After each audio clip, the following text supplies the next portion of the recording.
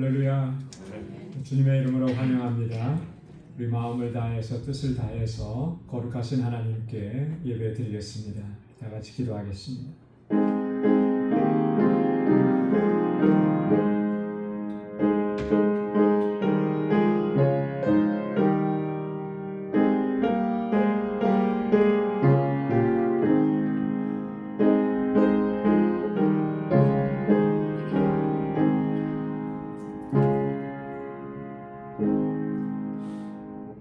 여호와께서 다스리시니 만민이 떨 것이요 여호와께서 그룹 사이에 자정하시니 땅이 흔들릴 것이로다. 시온에 계시는 여호와는 위대하시고 모든 민족보다 높으시도다. 주의 크고 두려운 이름을 찬송할지니 그는 거룩하심이로다. 너희는 여호와 우리 하나님을 높여 그의 발등상 앞에서 경배할지어다. 그는 거룩하시도다. 아멘. 자비하시고 은혜가 풍성하신 여호와 하나님 아버지, 성리로 지난 3일도 저희들을 은혜 가운데 지켜주시고 이 저녁에 다시금 주님의 보좌 앞으로 불러주시며 하나님을 경배하고 찬양하게 하시니 감사합니다. 오늘 이 시간 주님 앞에 올려드리는 이 예배가 거룩한 산제사가 되도록 주 성령께서 역사하시고 인도하여 주옵소서. 우리의 허물과 죄악을 먼저 주님 앞에 고백하오니 주의 보혈로 이 시간 깨끗하게 씻어주시고 저희를 정결하고 거룩하게 하여 주옵소서. 온전한 마음으로 주님을 예배하는 우리 각 심령들 가운데 하나님의 예비하신 주의 은혜와 평강으로 덧입혀 주옵소서. 예수님의 이름으로 기원하옵나이다. 아멘. 전능하사 천지를 만드신 하나님 아버지를 내가 믿사오며 그 외아들 우리 주 예수 그리스도를 믿사오니 이는 성령으로 잉태하사 동정녀 마리아에게 나시고 본디오 빌라도에게 고난을 받으사 십자가에 못 박혀 죽으시고 장사한 지 사흘 만에 죽은 자 가운데서 다시 살아나시며 하늘에 오르사 전능하신 하나님 우편에 앉아 계시다가 저리로서 산 자와 죽은 자를 심판하러 오시리라. 성령을 믿사오며 거룩한 공예와 성도가 서로 교통하는 것과 죄를 사하여 주시는 것과 몸이 다시 사는 것과 영원히 사는 것을 믿사옵나이다. 아멘. 찬양으로 하나님께 영광 돌리겠습니다. 내가 만민 중에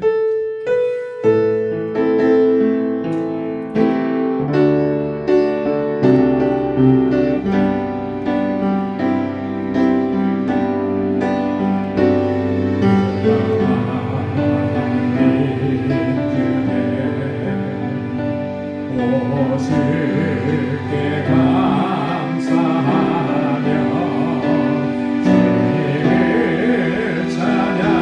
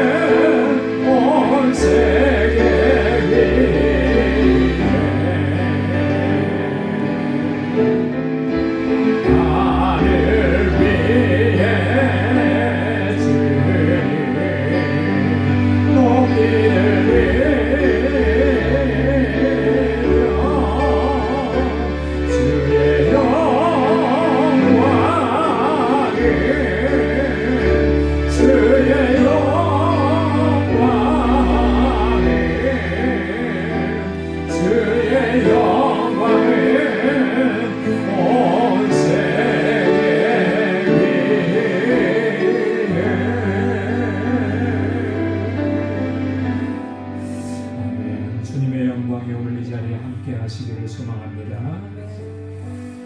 내 진정 사모하는 친구가 되십니다.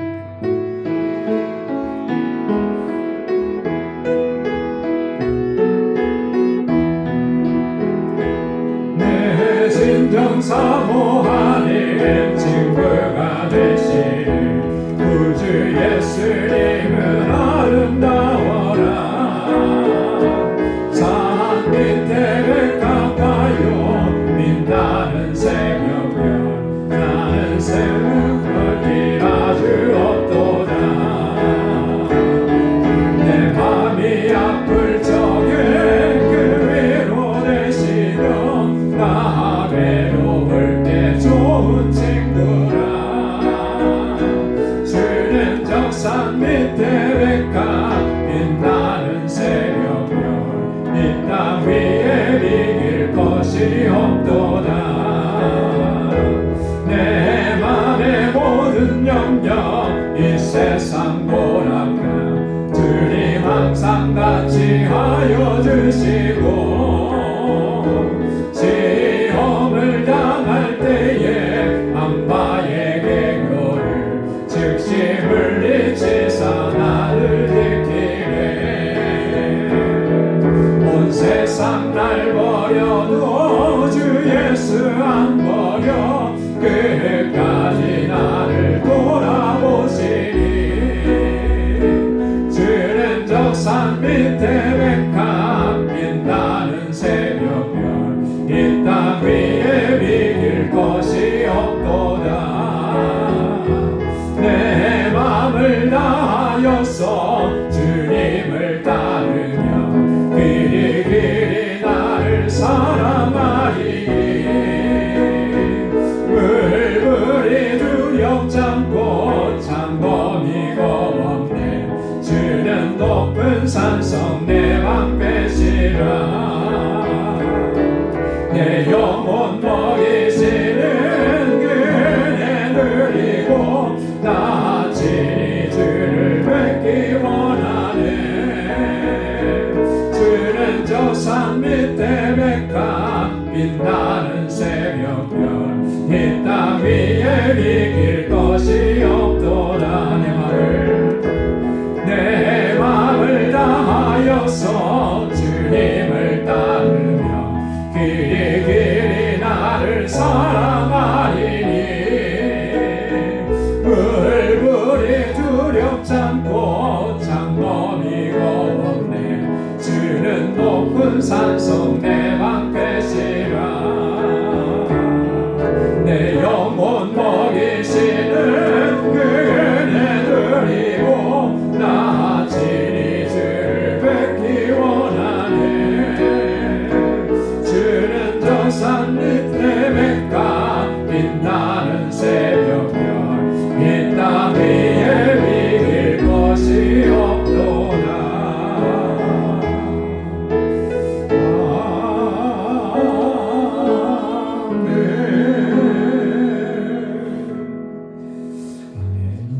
내 주 되신 주를 참 사랑하고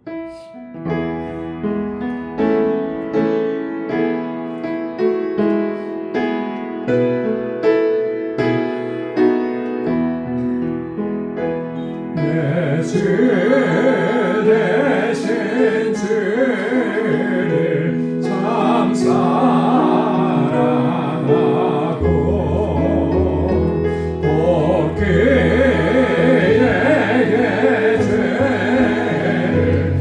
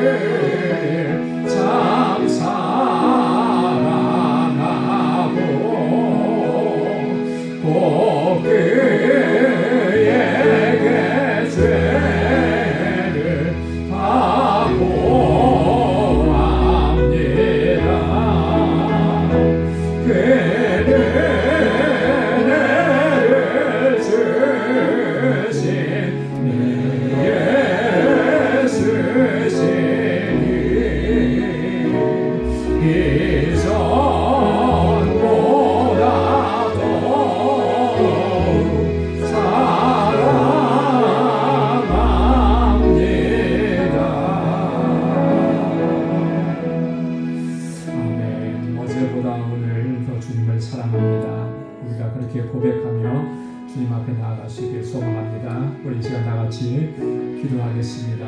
교회를 위해서 기도해 주시고 이 교회에 세워주신 목회자를 위해서 기도해 주시고 우리 귀한 청지기들을 위해서 함께 기도해 주시기 바랍니다. 우리 광주교회가 정말 하나님께서 기뻐하시는 그런 믿음의 공동체가 되도록 주님의 주신 사명을 잘 감당할 수 있도록 주님 능력으로 덧입혀 주옵소서.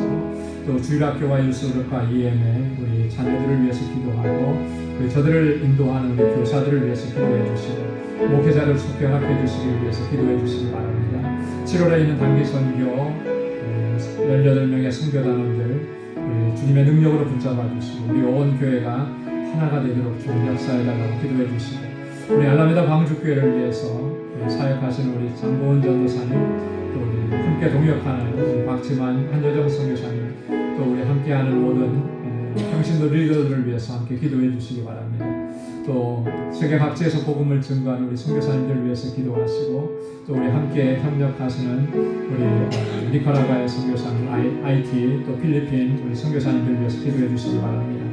우리 교우들을 위해서 기도하겠습니다. 육신의 연약함이 있는 우리 사랑하는 교우들 하나님께서 치료해 주시도록 여러 가지 염려와 근심과 걱정, 무거운 짐이 있는 우리 사랑하는 성도들 하나님께서 위로해 주시고 그 짐을 가볍게 해주시고 주님의 평안을 허락해 주시고 우리 연로하신 어르신들을 위해서 하늘의 소망을 두고 끝까지 믿음의 여정을 잘 달려갈 수 있도록 기도해 주시기 바랍니다. 우리 교우들의 가정과 또 직장과 또 하나님 허락해 주신 믿음의 기업들을 위해서 또 이 시간 우리가 주님 앞에 가지고 나온 간절한 기도의 제목 다 같이 통성으로 하나님께 아뢰도록 하겠습니다. 거룩하신 아버지 하나님 감사합니다. 아버지 하나님 이 저녁 저희들을 다시 불러주셔서 하나님을 경배하고 찬양하고 예배케 하시니 하나님 감사합니다. 아버지 하나님 이 세상 가운데 살면서 찢기고 상한 우리의 심령 아버지 하나님 주님 앞에 나왔습니다. 주님의 손으로 만져주옵소서. 우리의 연약함 때문에 하나님 주님의 말씀대로 순종하지 못하고 육신의 정욕을 쫓아 살았던 저희들의 연약함을 고백합니다. 주여 주님의 보혈을 씻어주시고 이 시간 다시 정결하게 하옵소서. 내 안에 정한 마음을 창조해 주시고 정직한 영을 새롭게 하여 주옵소서. 다시 거룩하게 하셔서 주님 앞에 서서 주님을 경배하고 찬양하고 예배하기에 부족함이 없게 하옵소서. 하나님 오늘도 주님께서 찾으시는 참된 예배자로 서게 하여 주옵소서. 거룩하신 하나님의 뜻을 쫓아 믿음으로 살아가는 저희들 되게 하옵소서. 아버지 하나님 우리 광주교회를 사랑하셔서 아버지 여기까지 인도하시고 하나님 귀한 역사 이루어주심을 감사합니다. 믿음의 공동체로 든든하게 서서 주님의 주신 사명 아버지 하나님 주님의 명령을 잘 수행해 나가는 우리 광주 공동체 믿음의 공동체가 되게 하여 주옵소서.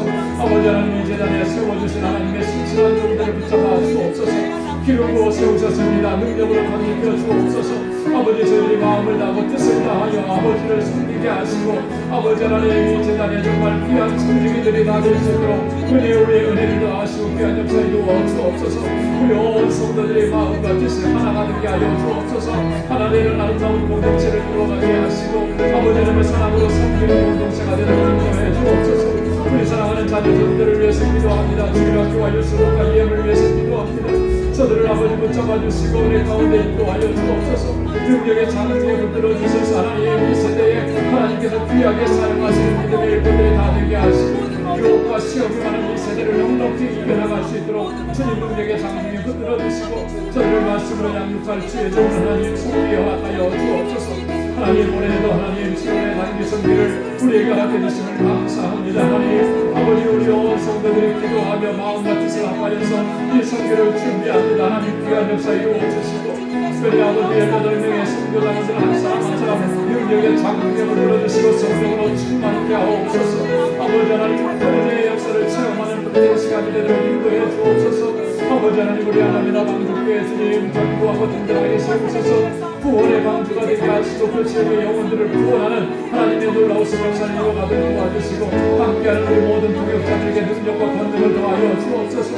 우리 세계 곳곳에 복음을 증거하는 우리 선교사님들 아버지의 장중에 붙들어 주옵소서. 성령을 역사하여 주옵소서. 사랑하는 주의 종들의 그 헌신과 수고와 눈물과 땀으로 복음이 증거되어질 때마다 하나님의 땅의 생명의 역사가 풍성하게 일어나도록 역사하여 주옵소서. 우리 사랑하는 지체들을 위해서 기도합니다. 아버지 우리의 삶의 질문을 인하여서 늘 지치고 피곤합니다. 주님께서 강건하게 붙잡아 주옵소서. 마음의 큰 짐과 무거운 짐들이 있습니다. 이제는 주님 앞에 달려가 함께 하여 주옵소서. 육신의 연약함이 있습니다. 주님만 해주시고 치료하여 주시고 온전한 회복의 은혜를 허락하여 주옵소서.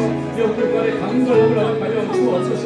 우리 연로하신 어르신들 강건하게 붙잡아 주셔서 이 믿음의 여정을 끝까지 잘 달려가게 하시고 주님의 주신 능력으로 하늘의 소망을 두고 아버지의 승리할 수 있도록 도와주옵소서. 오늘도 아버지 하나님 우리 사랑하는 성도들의 가정과 아버지가 하는 모든 일들 위해 아버지 하나님 믿음의 기업 위에 은혜와 복을 더하여 주시고 평강의 평강을 더하여 주옵소서. 오늘도 주님 앞에 간구하는 종들의 기도에 주님의 선하시는 응답을 받게 주옵소서. 아버지 주의 말씀으로 오늘도 새롭게 하시고 주님 앞에 새로운 결단과 각오로 설 수 있도록 은혜를 더하여 주옵소서. 아버지 하나님 함께 하신 줄로 믿습니다. 감사합니다. 모든 영광 아버지 앞에 올려드립니다. 예수님의 이름으로 간절히 기도드리옵나이다. 아멘. 할렐루야. 하나님께서 우리의 기도를 들어주시고 응답해 주실 줄로 믿습니다. 우리 하나님의 말씀을 함께 묵상하겠습니다. 오늘 묵상할 말씀은 골로새서 제2장 1절에서 7절까지 말씀입니다.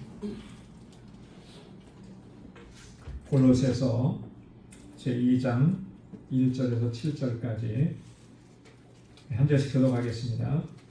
내가 너희와 라오디게아에 있는 자들과 무릇 내 육신의 얼굴을 보지 못한 자들을 위하여 얼마나 힘쓰는지를 너희가 알기를 원하노니 이는 저희와 마음의 위안을 받고 살아가는 것을 하여 하나님의 모든 유익과 하나님의 이르신 그리스도를 깨닫게 하려 합니다. 그 안에는 지혜와 지식의 모든 보화가 감추어져 있느니라. 내가 이것을 말하는 아무도 결론한 말로 너희를 속이지 못하게 하려 합니다. 이는 내가 육신으로는 떠나 있으나 심령으로는 너희와 함께 있어 너희가 질서 있게 행함과 그리스도를 믿는 너희 믿음이 굳건한 것을 기쁘게 봄이라. 그러므로 너희가 그리스도 예수를 주로 받았으니 그 안에서 행하되 다 함께요. 그 안에 뿌리를 박으며 세움을 받아 교훈을 받은 대로 믿음에 굳게 서서 감사함을 넘치게 하라. 아멘. 오늘 골로새서 2장 1절로 7절 말씀은 이 골로새 교회에 대한 바울의 그 사랑과 애정 이게 담겨져 있는 그 내용들입니다. 그래서 바울이 한 번도 골로새 교회 성도들을 만나본 적이 없지만 그들을 위해서 얼마나 염려하고 걱정하고 그러면서 그들을 위해서 기도하고 있는지를 잘 표현을 해주고 있고요. 그렇기 때문에 또 당부하고 권면하는 내용들이 또 아주 중요한 내용들을 담고 있습니다. 그래서 멀리 떨어져 있어서 직접 대면해서 말할 수는 없지만 편지를 써서 이렇게 골로새 교회 성도들을 권고하고 권면하고 있다라고 하는 것이죠. 그래서 바울은 자신이 복음을 전하고 해서 세운 교회나 한 번도 본인이 본 적이 없는 그런 교회나 가리지 않고 동일하게 그리스도 안에서 우리가 한 형제고 자매인데 같은 사랑과 같은 마음을 가지고 또 교회를 위해서 기도하고 또 염려하기도 하고 양육하기도 하고 그렇게 하는 것을 볼 수가 있습니다. 그래서 오늘 본문의 말씀은 1절부터 5절까지는 골로새 교회에 대한 바울의 염려, 하지만 그 염려는 걱정 근심으로 끝나지 않고 그들을 위해서 더 많이 기도하게 되는 것을 우리가 볼 수가 있고요. 6절과 7절의 말씀은 바울이 골로새 교회 성도들을 위해서 권면하는 그런 내용입니다. 자, 그러면 우리 1절부터 한번 같이 보도록 하겠습니다. 1절에 내가 너희와 라오디게아에 있는 자들과 물론 내 육신의 얼굴을 보지 못한 자들을 위하여 얼마나 힘쓰는지를 너희가 알기를 원하노니.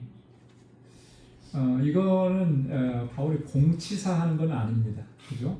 공치사하는 건 아니에요. 내가 너희를 위해서 얼마나 애썼는지 이렇게 그거 나타내려고 하는 건 아니에요. 근데 중요한 것은 나를 위해서 우리를 위해서 애쓰고 수고하고 기도한다라고 하는 것을 인식하고 아는 것은 굉장히 중요합니다. 그렇죠?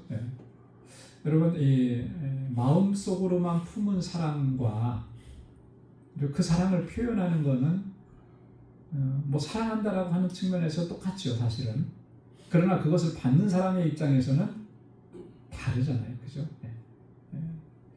우리 한국 남자분들은 사랑을 어디서 하냐면 이 속에서만 사랑해요. 그죠? 잘 표현을 잘 못해요. 저도 그래서 다 비슷비슷한 것 같아요. 근데 사랑하죠. 사랑해요. 하지만 그 마음 속에만 담아두고 있으니까 전달이 안 되는 거예요. 잘 겉으로 드러나고 표현이 되어져야 받는 사람이 저 사람이 나를 정말로 사랑하는구나. 그래서 사랑받고 있음에 따뜻해지고 위로를 받고 힘을 얻게 되는 거 아니겠습니까? 바울이 그런 의미로 사실 얘기하는 거예요.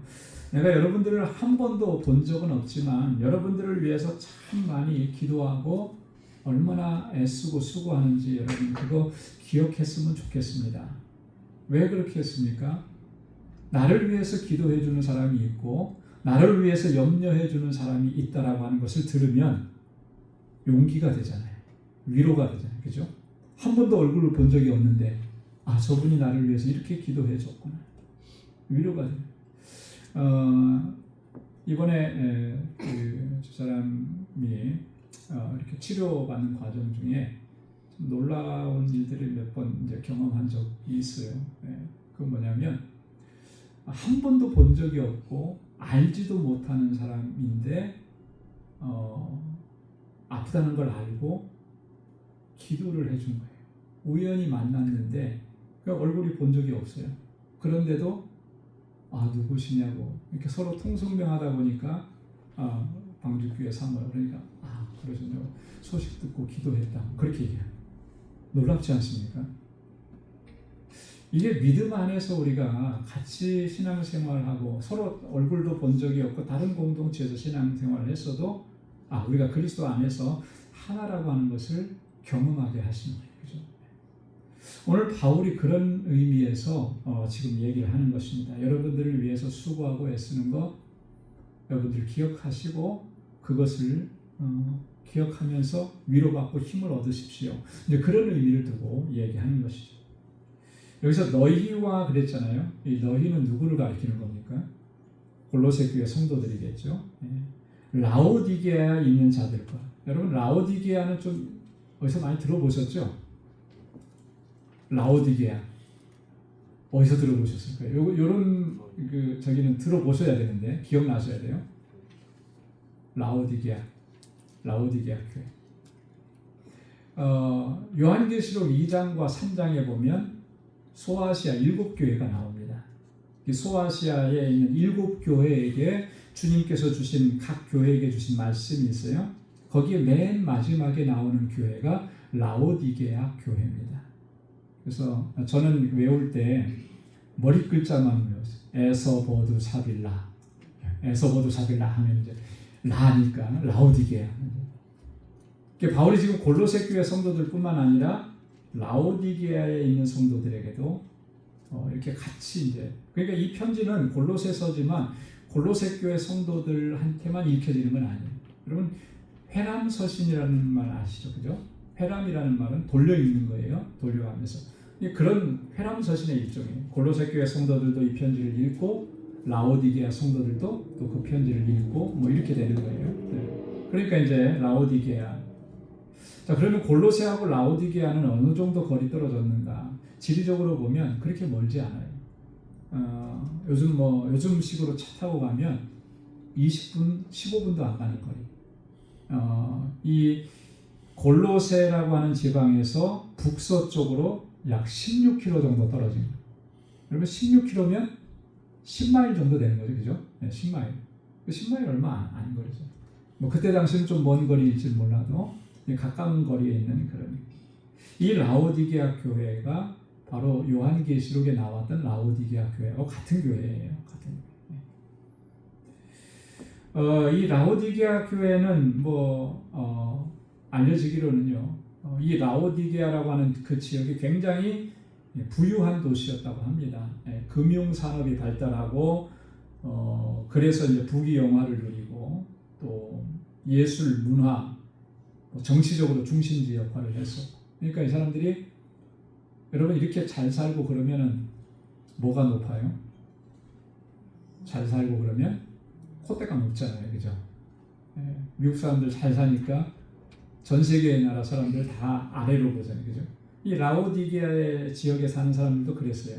그래서 요한계시록 3장 17절에 보면 이 라오디게아 교인들조차도 뭐라고 자기들이 스스로를 평가했냐면 나는 부자라 부요하여 부족한 것이 없도다 이렇게 생각합니다.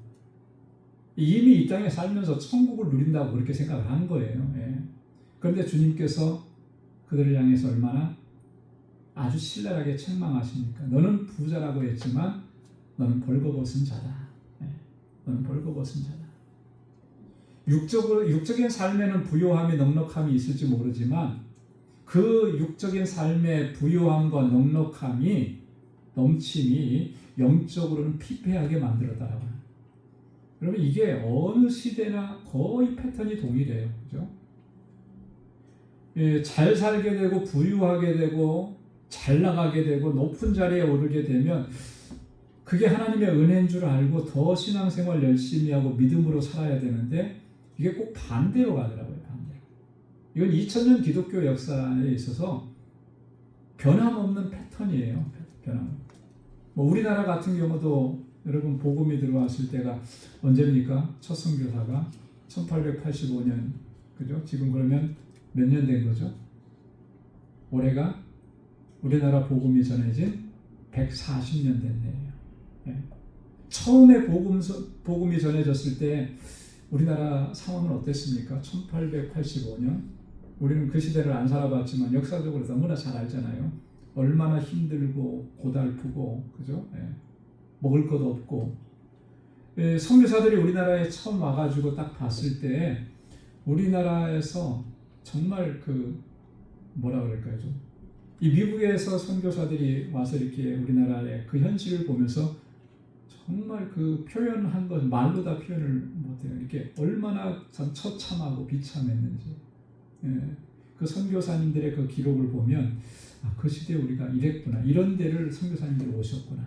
근데 복음이 들어오고 나서부터 우리나라는 깨어나기 시작합니다. 그죠?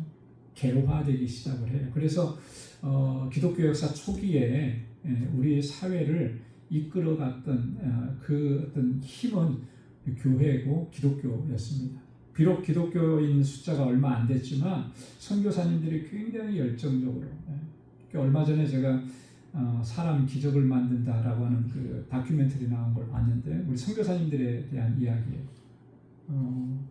그걸 한번 좀 이렇게 보시면 좋을 것 같아요. 굉장히 짧게 했기 때문에 너무 그냥 건너뛴 면이 많이 있는데 선교사님들이 우리나라에 와가지고 얼마나 정말 많은 역할들을 하셨는지 선교사님들이 오셔가지고 정말 그 가르치고 교육시키고 그 다음에 병원 세우고 그래서 고쳐주고 치료하고 그 다음에 이 그 사회적으로 계몽하고 그때 당시 우리나라가 뭐 무슨 민주주의를 알고 뭘 알았겠습니까? 아무것도 없는 그런 정신을 깨우쳐주고 그래서 3.1운동이 일어났을 당시에 그때 당시에 대부분의 그 운동에 앞장섰던 사람들이 기독교인들이었다고 하는 거잖아요.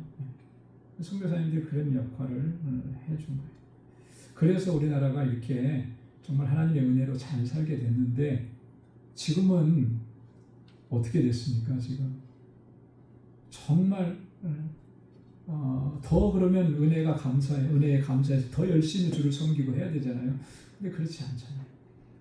이제는 자꾸 신앙을 떠나고 교회 공동체 안에 있으면서도 정말 신실하게 하나님을 찾지 않고 이 패턴이 거의 비슷하게 유럽도 그랬고 미국도 그랬고 지금 한국도 그렇고 그러니까 어떤 면에서 보면 이 그 촛대가 자꾸 옮겨져 가는 거죠.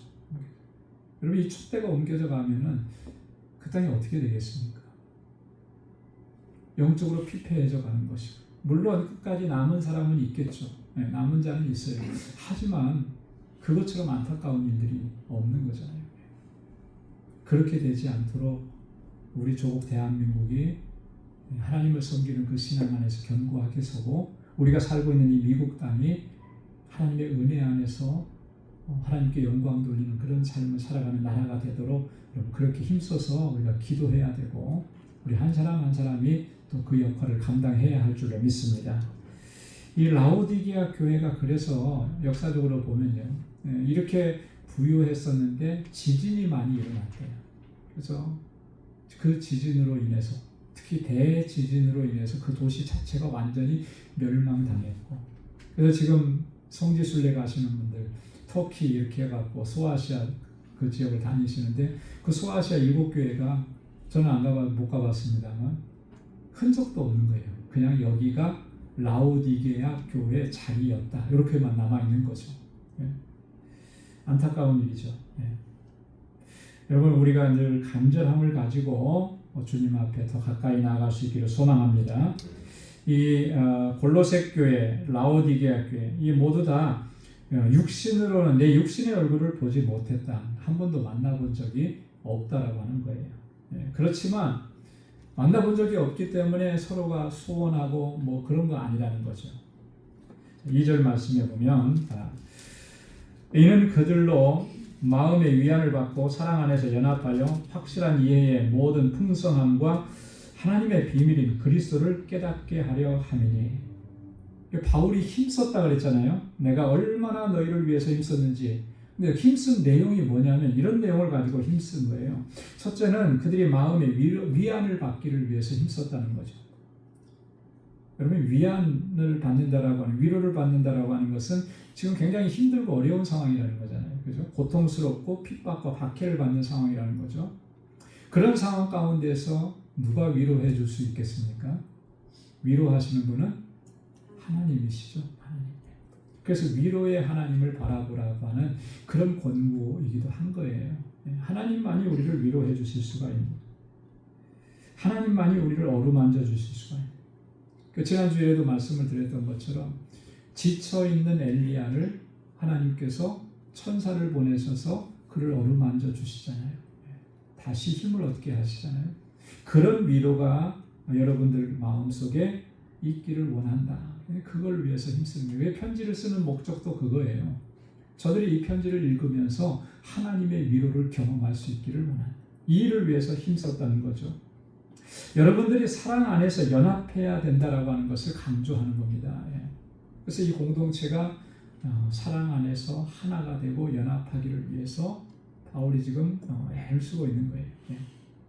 여러분, 이 교회는 진정으로 사랑 안에서 하나가 되어야 할 줄로 믿습니다. 하나 되게 하는 역사는 다른 데 있지 않아요. 우리가 뭐 서로 하나 되자 해가지고 무슨 이벤트도 참 많이 하고 하잖아요. 무슨 게임도 많이 하고 야외도 가고 어디 가기도 하고, 그건 다 좋은데 그거는 그냥 하나의 방법일 뿐이지 본질적인 건 아니에요. 본질적인 건 뭡니까? 사랑을 회복해야 하는 거예요. 그죠?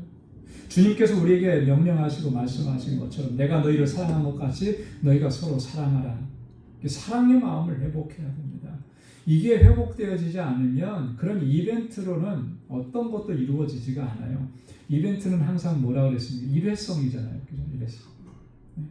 일회성 한 번에 그렇게 한 거 가지고 뭐가 이루어지겠습니까?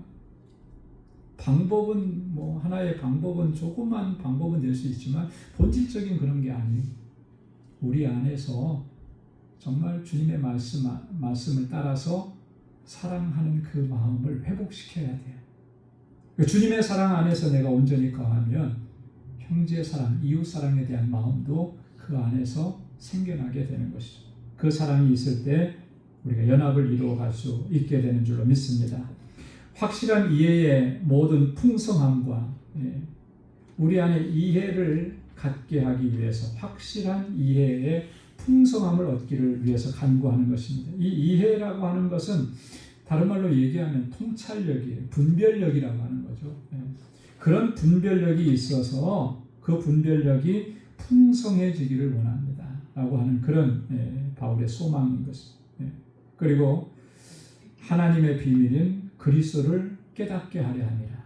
궁극적으로는 하나님의 비밀인 그리스도를 깨달아요. 그리스도를 통해서 하나님께서 어떤 비밀스러운 역사를 이루셨는지를 깨닫게 되는 것, 그게 제일 중요하다. 이걸 위해서 바울은 힘쓴다라고 합니다. 여러분, 그리스도를 통해서 하나님께서는 어떤 역사를 이루신 겁니까? 우리의 구원의 역사를 이루셨잖아요. 그죠? 우리 같은 죄인이 정말 영원히 멸망당할 수밖에 없는 이 죄인을 위한 하나님의 계획, 그것이 그리스도를 통해서 이루어졌는데 그것을 깨닫게 되기를 원한다. 그래서 우리가 이 성도의 교제를 공동체 안에서 갖게 될 때 그 성도의 교제의 핵심은 만나서 우리가 뭘 먹고 또 어디 놀고 뭐 이런 게 교제가 아니고요. 내가 체험하고 내가 경험하고 내가 누리는 이 복음의 구원의 기쁨과 감격을 저 사람도 누릴 수 있도록 하기 위해서 그리스도의 주시는 은혜를 나누는 삶인 것입니다. 그래서 우리가 서로 이렇게 만나면 간증이 많아져야 되는 것 같아요. 서로에 대해서. 여러분 한국에서 지금 우리 그리스도인들 사이에서는 꾸준히 인기가 있는 방송 중에 하나가 뭐냐면 새롭게 하소서. 새롭게 하소서. 그러니까 여러분 새롭게 하소서를 이렇게 보면은 정말 그 하나님께서 놀랍도록 역사하셨다라고 하는 것을 어떻게 이렇게까지 역사하실 수가 있었어요. 정말 절망의 구렁에 빠져 있었는데 그를 건져내셔서 다시 세우시는 하나님의 역사, 이런 것들을 간증하는 내용을 보면 정말 하나님의 역사가 놀랍다. 그죠? 여러분 내게도 어떤 하나님께서 역사하신 그런 일들이 있거든요. 은혜의 역사들이 있거든요. 그래서 그 은혜의 역사를 함께 나누면서 지금 현재 낙심하고 절망해 있는 우리 성도들에게 힘과 위로와 용기를 주는 것, 이런 게 참된 영적인 교제인 것이죠. 그런 교제가 우리 공동체 안에서 풍성하게 넘쳐날 수 있기를 바랍니다. 이 그리스도를 바로 깨달아야 되는 중요한 이유가 있어요. 왜 그러냐면 3절 말씀에 보면 그 안에는 지혜와 지식의 모든 보화가 감추어져 있느니라 그랬습니다. 지혜와 지식의 모든 보화가 그 안에 감추어져 있대요. 누구 안에 감추어져 있다는 거예요? 그리스도 안에 감추어져 있다라고 하는. 그래서 우리가 그리스도를 깨달아야만 되는 거죠. 그리스도를 알지 못하면 그리스도를 통해서, 예수 그리스도를 통해서 우리에게 주시고자 하시는 하나님의 그 계획된 것들을 누릴 수가 없는 거예요. 여러분 모든 은혜는, 하나님의 모든 은혜는 누구를 통해서 주어지느냐 하면 예수 그리스도를 통해서 우리에게 주어지는 겁니다. 그죠? 구원의 은혜가 누구를 통해서 주어지는 거예요? 예수 그리스도를 통해서 우리에게 주어지는 거잖아요. 근데 그 은혜 중에서 절대적이고 본질적이고 가장 중요한 은혜가 구원의 은혜인데, 그 구원의 은혜를 예수 그리스도를 통해서 우리에게 주시는데 그 그리스도를 우리가 알지 못하고 알려고도 하지 않는다 그러면 이건 굉장히 안타까운 일이 아닐 수가 없죠. 그죠? 그래서 우리가 주님께서 나를 위해서 행하신 일들을 바로 깨닫지 못하면 그 하나님의 풍성함을 경험할 수가 없고 구원의 기쁨과 감격을 누릴 수가 없는 거예요. 그래서 우리가 그리스도 안에 지혜와 지식의 모든 보화가 감추어져 있다 그러잖아요. 그러니까 그리스도를 바로 깨달아요. 감추어져 있대요. 감추어져 있어요. 그러면 감추어져 있으면 어떻게 해야 되는 거죠? 감추어진 거는 찾아내야 되는 거잖아요. 왜 감추어 놓았을까? 왜 감추어졌다고 표현을 할까? 다 드러내 보여주시지 않고.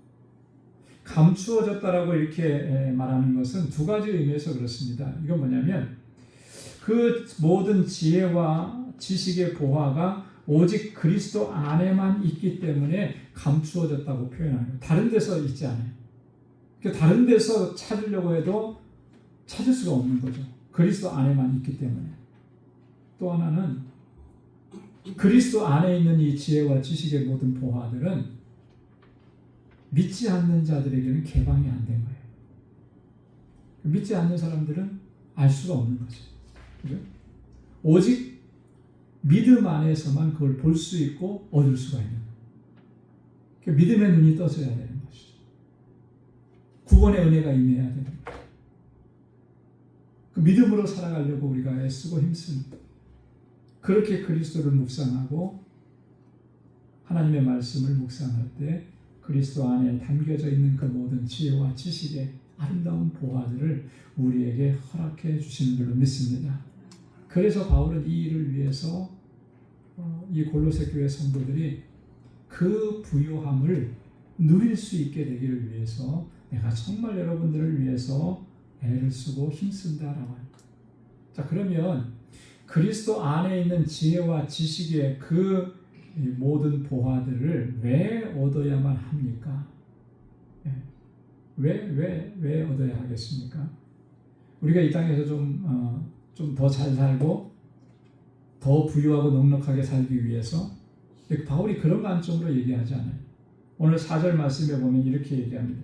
내가 이것을 말하면 아무도 교묘한 말로 너희를 속이지 못하게 하려 함이니.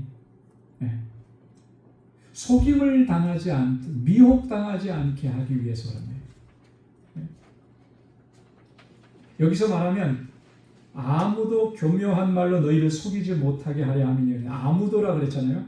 그러면 누군가는 지금 속이려고 하는 사람이 있고 누군가는 지금 미혹하는 존재들이 있다라고 하는 얘기잖아요. 근데 그런 사람들이 그렇게 하지 못하도록 하기 위해서, 그렇게 미혹한다 할지라도 거기에 넘어가지 않게 하기 위해서 그런 거죠. 누가 그렇게 하겠습니까? 여기서 아무도라고 하는 건 누구를 가리키는 거겠어요? 이것은 당시의 초대교회 성도들을, 교회를 아주 흔들어 놓았던 유대 율법주의자들을 얘기하는 것이고, 또 초대교회 시대의 가장 대표적인 이단 사상이었던 영지주의 사상을 가지고 있는 이런 사람들이, 그러니까 이단들이 끊임없이 이 믿음의 공동체를, 성도들을 유혹하고 흔들어 놓고 그러는 거거든요. 교묘한 말로. 교묘한 말이라고 했잖아요. 이 교묘한 말이라고 하는 말은 다른 말로 얘기는 속이는 말이라는 거예요. 거짓, 술수, 이런 것들입니다. 거짓말로 이런 말이에요. 겉으로는 그럴듯하게 들리는데 안으로는 거짓과 기만이 가득한 그런 속임수, 이런 것들로 유혹을 한다라고 하는 거죠. 이단의 세력들이 그래요. 여러분, 우리가 사는 삶에도 보면 그렇잖아요. 좀 사기를 치고 이러는 사람들 보면은, 사기치는 사람들이 제일 잘하는 게 뭐죠? 뭘 잘합니까? 말을 잘해요. 말을. 진짜 말을 잘해요. 그러면 그 말하는 걸 듣고 있으면 그냥 다 그 사람이 하는 말은 맞는 것 같아요. 그러니까 말 잘 못하는 사람은 사기치는 게 쉽지 않죠. 근데 그 말 속에는 뭐가 있습니까? 다 거짓말이고 속이는 말이고, 그렇게 해서 속아 넘어가게 만들어서 자기가 유익을 얻어가려고 하는 그런 거 아니겠습니까? 이단의 특징이 똑같은 거예요. 이단의 특징이 뭐냐면, 이단이라고 하는 말이 뭐죠? 이단, 글자 그대로, 문자 그대로 이단은 달을 이 끝단, 그죠? 달을 이 끝단, 끝이 다르다라고 하는. 자, 끝이 다르다라고 하는 말은 반대로 얘기하면 뭐예요? 전체적으로는 다 그럴듯해 보인다라고 하는 거예요. 그렇죠? 그럴듯해 보입니다. 그런데 꼭 끝에 가보면 달라요. 이게 이단의 특징인 거예요. 그러니까 사람들이 볼 때, 들을 때 그 말을 듣기만 하면 그런 것 같아요. 왜? 처음 시작은 다 하나님 얘기하고 예수 그리스도 얘기하고 구원의 은혜 얘기하고 해요. 근데 그래서 사람들이 딱 관심을 갖고 거기에 딱 포커스를 맞추면 그때부터 이제 달라지는 거예요. 이게 이단의 특징입니다. 그러니까 한번 빠져들어가면 헤어나오기가 힘든 거예요. 왜? 처음에 시작할 때 믿음을 가지고 들어갔잖아요. 이 사람들이 정말 우리랑 다르지 않은 똑같은 얘기 하네 하고 들어갔잖아요. 이미 벌써 마음을 확 열어버린 거예요. 신뢰해버린 겁니다. 그렇게 해서 따라가다 보면 끝에 가서 달라져도 그게 달라진 것을 분별하기가 어려운 거예요. 이단이 그런 수법을 쓰는 거죠. 그래서 누군가가 어떤 단체나 어떤 누가 얘기할 때 생소하다, 이상하다 그러면 여러분 그걸 계속 파고 들어가고 뭐 들어보려고 하지 말고 먼저 교회에 와서 얘기를 하세요. 목회자인 저에게 얘기를 하셔서 이런 사람들을 만났는데 이런 얘기를 하는데 한번 좀 알아봐 주십시오. 저도 모르는 내용도 있겠죠. 하지만 알아볼 수 있는 데까지 최대한 알아보죠. 요즘에는 알아보는 게 그렇게 어렵지 않아요. 그죠? 인터넷이고 이런 데 다 상세하게 나와 있기 때문에. 그렇게 해서 우리를 지켜나가야 된다. 바울이 지금 이렇게까지 애쓰고 힘쓰는 것은 어느 누구도 아무라도 교묘한 말로 너희를 속이지 못하게 하기 위해서. 그래서 우리가 그리스도 안에 있는 그 모든 지혜와 지식의 보화들을 얻어야만 된다라고 하는 것을 얘기하는 것입니다. 그래서 이 일을 위해서 바울이 얼마나 힘쓰고 또 애썼는지를 같이 얘기하면서 또 한편으로는 바울의 기쁘고 감사한 마음을 나타냅니다. 5절 말씀에 보면 이는 내가 육신으로는 떠나 있으나 심령으로는 너희와 함께 있어 너희가 질서 있게 행함과 그리스도를 믿는 너희 믿음이 굳건한 것을 기쁘게 봄이라. 내가 육신으로는 떠나 있으나, 여러분 육신으로는 떠나 있다라고 하는 건 어떤 상황을 지금 얘기하는 거죠? 바울이 지금 로마 감옥에 수감되어 있는 상태에 떨어져 있는 상태. 물리적으로는 이렇게 떠나 있지만 심령으로는 너희와 함께 있다. 영적으로는 여러분과 함께 있습니다. 지금 그 얘기예요. 그죠? 여러분 성도의 교제, 우리 그리스도인들의 삶은 거리는 사실 중요한 게 아닌 거예요. 그죠? 거리는 별로 크게 중요하지 않고 큰 의미가 없습니다. 어느 곳에 있든지 간에 설령 정말 우리가 도저히 그 강과 그 담은 못 넘어가는 그런 벽을 사이에 두고 우리가 살아간다 할지라도 영적으로는 다 교통함이 있는 거예요. 바울이 지금 그런 의미로 얘기하는 거죠. 심령으로는 영적으로는 나는 이미 여러분들과 함께 있습니다. 그러니 여러분 힘을 얻고 위로받으십시오. 그리고 여러분들을 통해서 들려오는 그 얘기가 참 저를 기쁘게 합니다. 그렇게 얘기하는 거예요. 뭐 때문에 기쁜가? 너희가 질서 있게 행하기 때문에. 그러면 질서 있게 행한다라고 하는 말은 다른 말로 얘기하면 믿음의 정도를 걸어가고 있기 때문에 이런 의미예요. 믿음의 정도를 걸어간다. 그러면 질서 있다라고 하는 말, 여기는 원래 그 헬라어의 이 말은 군대 용어입니다. 군대 용어. 여러분 군대는 제일 중요한 게 뭐죠? 질서잖아요. 질서. 그래서 군에 딱 입대를 하고 훈련을 시작하면 제일 먼저 하는 훈련이 뭐죠? 제식 훈련이에요. 제식 훈련이라는 게 다른 게 아니에요. 줄 맞춰서 걷고 줄 맞춰서 뛰고 행동을 똑같이 하는 거예요. 좌양 앞으로 가 하면 다 똑같이 좌쪽으로 가요. 근데 꼭 보면 좌양 앞으로 가 하면은 오른쪽으로 도는 친구들이 하나 있어요.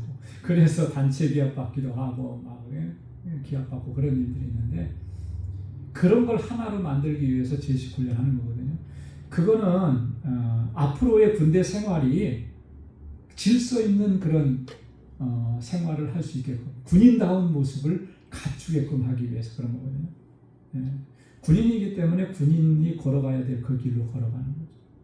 우리 그리스도인이니까 어느 길로 걸어가야 되겠습니까? 그리스도인다운 길로 걸어가야 돼요. 주님 걸어가신 그 길로 걸어가요. 정도를 걸어가는, 여러분들이 정도를 걷고 있는 모습을 보니까 참 기쁩니다. 감사합니다. 그런 얘기거든요. 두 번째로는 너희가 그리스도를 믿는 너희 믿음이 굳건한 것을 보니, 믿음이 굳건한 것을 보니 기쁘다, 그렇게 얘기하는 거예요. 견고한 믿음 안에 서 있는 것. 이것도 같은 군대 용어입니다. 굳건하게 서 있다라고 하는 말도 견고한 전선이다라고 하는 그런 의미를 가지고 있어요. 견고한 전선. 전선이라고 하는 것은 전쟁할 때에 적과 대치하고 있는 그 선을 얘기하는 거잖아요. 여러분 이것을 견고하게 지키지 못하면 침략을 받게 되고 공격을 받게 되고 그래서 패배하게 되죠. 그래서 우리 그 옛날에 6.25 때 보면은 많이 그런 표현들 있잖아요. 그죠? 그 한강 전선. 저 밑에까지 우리 마지막 위기까지 몰렸을 때는 거기 무슨 전선이라고 그래요? 낙동강 전선 그러잖아요. 그죠? 그 전선이 이렇게 힘이 없고 그 전선이 약해지면 다 점령을 당하는 거죠. 그 전선이 견고해져야 하는 거예요. 그런 의미입니다. 그래서 너희 믿음이 굳건하게 됐다. 그러니까 믿음 안에서 견고하게 섰다라고 하는 거예요. 이런 모습을 보면서 바울이 정말 기쁨을 갖출 수가 없는 거죠. 감사한 거죠. 여러분 뭐가 제일 목회하면서도 뭐가 제일 감사하겠습니까? 제일 감사한 거는요. 아무리 힘들고 어려운 일을 만나도 그걸 믿음으로 이겨내려고 애쓰고 마침내는 이겨내는 그 모습을 보면 제일 감사한 거예요. 그게 제일 감사한 거예요. 우리가 이 땅에 살면서 신앙생활하면서 제일 중요한 게 뭔데요? 믿음으로 살고 믿음으로 승리하는 것을 경험하는 거 아니겠습니까? 마침내 주님 앞에 설 때는 믿음으로 살고 승리해서 주님 앞에 서는 것. 이게 우리의 신앙생활의 가장 중요한 목표잖아요. 세상에서 아무리 힘들고 고통스럽고 환난이 있고 어려움이 있어도 하나님께서 주시는 능력으로 그걸 이겨내고 믿음 안에 우리의 믿음이 점점 단단해져 가고 견고해져 가고, 그래서 웬만한 시험거리나 이런 것들은 우리를 흔들지 못하고 그렇게 해서 마침내 주님 앞에 설 수 있게 되는, 이게 우리의 신앙의 여정에 있어서 가장 중요한 목표잖아요. 저와 여러분들이 끝까지 견고하여 흔들림이 없는 그 믿음으로 주님 앞에 설 수 있기를 소망합니다. 자, 그래서 6절과 7절에서는 바울이 아주 중요한 권면을 합니다. 6절 말씀에 보면 그러므로 너희가 그리스도 예수를 주로 받았으니 그 안에서 행하라. 그리스도 예수를 주로 받았다라고 하는 무슨 말씀입니까? 주로 받았다. 그리스도 예수가 나의 구원자일 뿐만 아니라 나의 주님이시다라고 하는 거죠. 여러분, 우리는 다 그렇게 고백하면서 지금 신앙생활 하죠. 그렇지 않습니까? 마태복음 16장 16절에서 베드로가 뭐라고 주님을 향해서 고백을 했습니까? 주는 그리스도시요 살아계신 하나님의 아들입니다. 이 세 가지를 얘기했잖아요. 예수님을 향해서 제일 첫 번째 고백한 게 뭐예요? 주는 그랬습니다. 주는 라비어 이렇게 얘기하지 않고 주님입니다. 그랬거든요. 주님. 헬라어로는 퀴리오스라고 하는 말인데 이 말은요 나의 주인이시라고 하는 말이에요. 나의 구원자라고 하는 그런 의미입니다. 그래서 우리는 예수님을 주로 고백을 하잖아요. 그렇다면 이제는 주님 안에서 행해야 한다. 주인으로 고백해놓고 주인의 뜻대로 하지 않고 주인의 의도와 의지대로 하지 않는다면 그 고백은 가짜인 거죠. 가짜. 그렇잖아요. 나의 주인이십니다 해놓고 내 마음대로 하면은 지금 내가 나의 주인이십니다라고 고백한 건 그건 가짜 고백인 거예요. 내가 주로 고백했다면 그분이 나의 주인이시잖아요. 나의 주관자 되시잖아요. 그러면 이제 더 이상 내가 내 것이 없는 거죠, 사실. 모든 것이 다 주님의 주관하심과 섭리와 뜻 안에. 그래서 나는 거기에 순종해야 돼. 그래서 그 안에서 행하라라고 하는 거예요. 주님 안에서. 주님의 말씀 안에서 행하라는 거예요. 주님이 무슨 말씀을 하셨는지, 무슨 명령을 내리셨는지. 자, 그래서 7절 말씀에 보면 우리 7절 말씀을 우리 한번 같이 읽겠습니다. 그 안에서 뿌리를 박으며 세움을 받아 교훈을 받은 대로 믿음에 굳게 서서 감사함을 넘치게 하라. 이게 바울의 골로새 교회 성도들을 위한 권면입니다. 그 안에서 뿌리를 박고 세움을 입고, 뿌리를 박는다라고 하는 것은 식물을 키울 때, 그죠? 그런 장면이잖아요.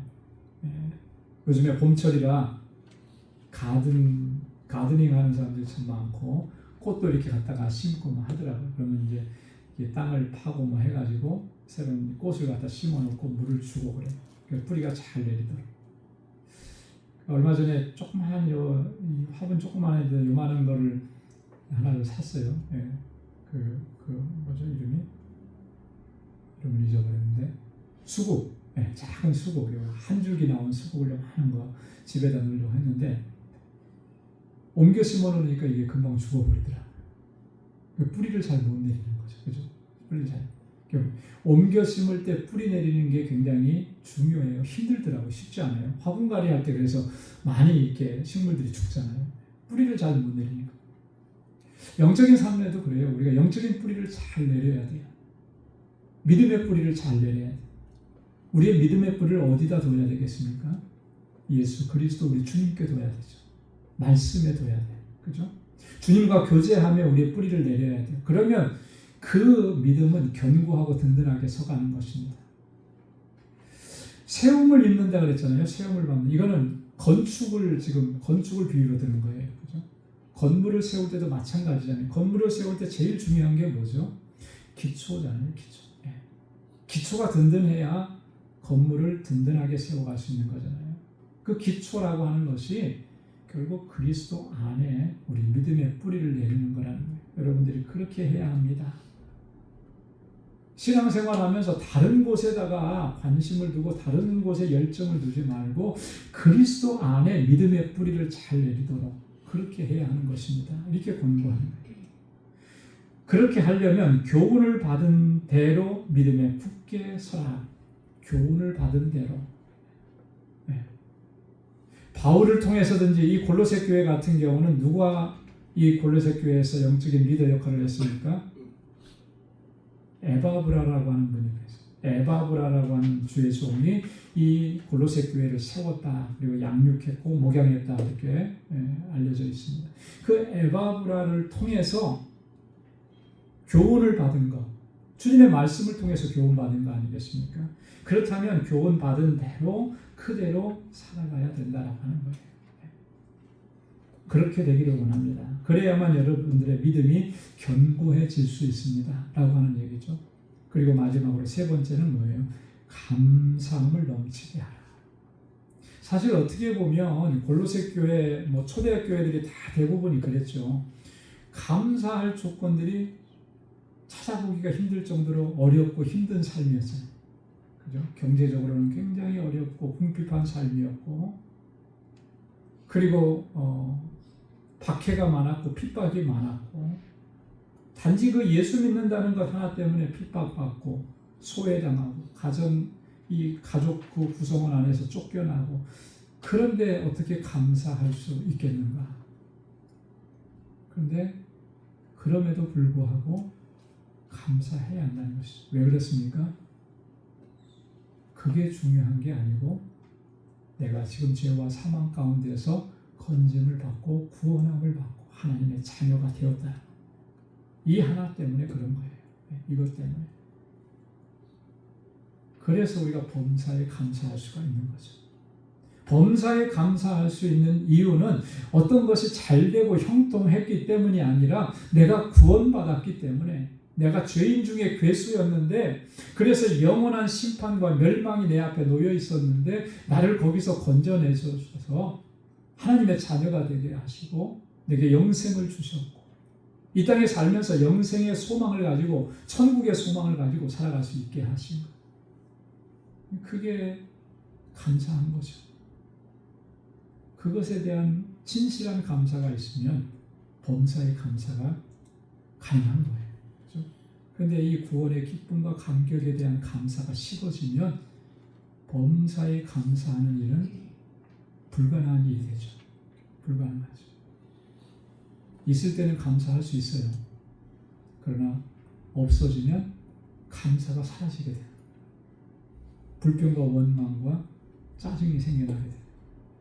우리의 삶 가운데 불평과 원망과 짜증이 있고 감사가 없다라고 하면 여러분 진지하게 한번 돌아보십시오. 내 구원의 기쁨과 감격이 식어져 있는 것이 분명할 겁니다.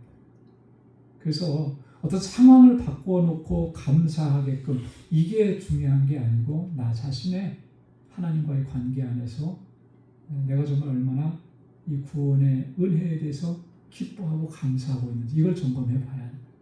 이게 회복이 되었으면 어떠한 상황 가운데서도 우리가 하나님 앞에 감사하면서 그렇게 믿음으로 살아가게 될 줄로 믿습니다. 바울이 그렇게 여러분들이 살아가야 합니다. 라고 골로새 교회 성도들을 권면하는 겁니다. 또한 이것은 우리를 향한 권면인 거죠. 오늘 이 말씀들을 꼭 기억하시면서 하나님 앞에 더 가까이 나아갈 수 있는 우리 모두가 될 수 있기를 주님의 이름으로 축원합니다. 기도하겠습니다. 거룩하신 아버지 하나님 감사합니다. 오늘 이 저녁에도 저희들을 불러주시고 또 하나님의 귀한 말씀으로 우리를 교훈해 주시고 가르쳐 주시니 고맙습니다. 아버지 하나님, 믿음의 뿌리를 견고하고 든든하게 내릴 수 있도록 도와주옵소서. 오직 주님만이 나의 소망이시오, 주님만이 나의 능력이시오, 주님만이 내 모든 삶의 전부인 것을 고백하며 주님께 모든 걸 의탁하고 그렇게 믿음으로 살아가는 우리 방주의 권속들이 다 되게 하여 주옵소서. 아버지 하나님, 믿음의 뿌리를 견고하게 내려서 어떠한 시험과 유혹과 환난이 있어도 견고한 믿음으로 승리하고 이겨내게 하시고 주 예수 그리스도를 나의 구주로 고백하는 그 믿음 안에서 하나님의 영광을 위해서 살아갈 수 있는 우리 모두가 되게 하여 주옵소서. 이제는 우리 주 예수 그리스도의 무한하신 은혜와 하나님 아버지의 크고 놀라우신 사랑과 성령의 위로 교통 충만하심의 역사가 오직 하나님의 영광을 위해서 살아가기로 결단하는 우리 방주의 모든 믿음의 권속들과 저들의 가정과 직장, 생업의 터전 후에 이제로부터 영원까지 함께 하시기를 간절히 축원하옵나이다. 아멘.